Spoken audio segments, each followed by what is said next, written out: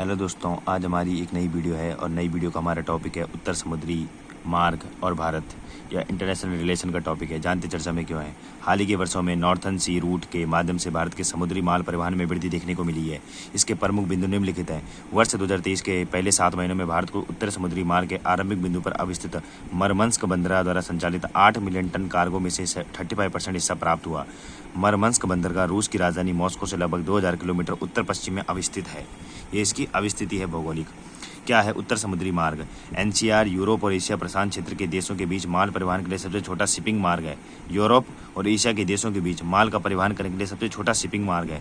5600 kilometre लंबा यह मार्ग बेरेंट्स और कारा जलडमरू मध्य के बीच की सीमा से शुरू होता है और बेरिंग जलडमरू मध्य में समाप्त होता है।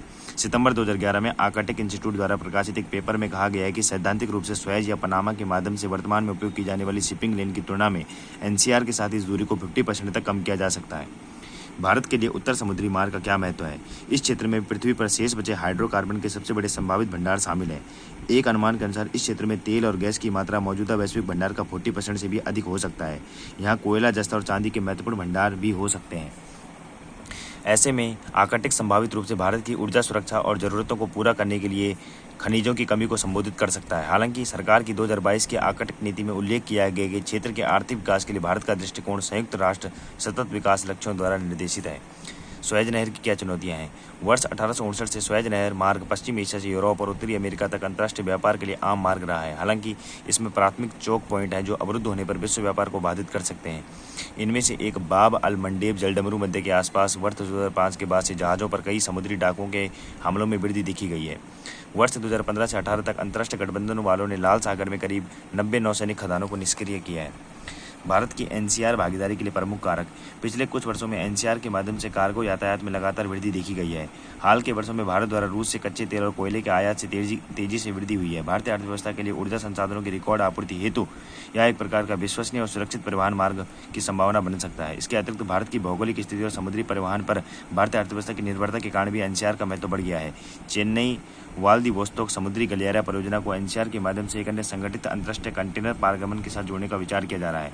जापान सागर, दक्षिण चीन सागर और मलक्कल जलडमरू मध्य से गुजरने वाली 10,500 किलोमीटर लंबा सीवीएमसी चेन्नई व्लादिवोस्तोक समुद्री गलियारा परिवहन समय को घटाकर 12 दिन कर देगी, जो मौजूदा 16,000 किलोमीटर के सेंट पीटर्सबर्ग से मुंबई मार्ग के तहत लगने वाले समय का लगभग 1/3 है।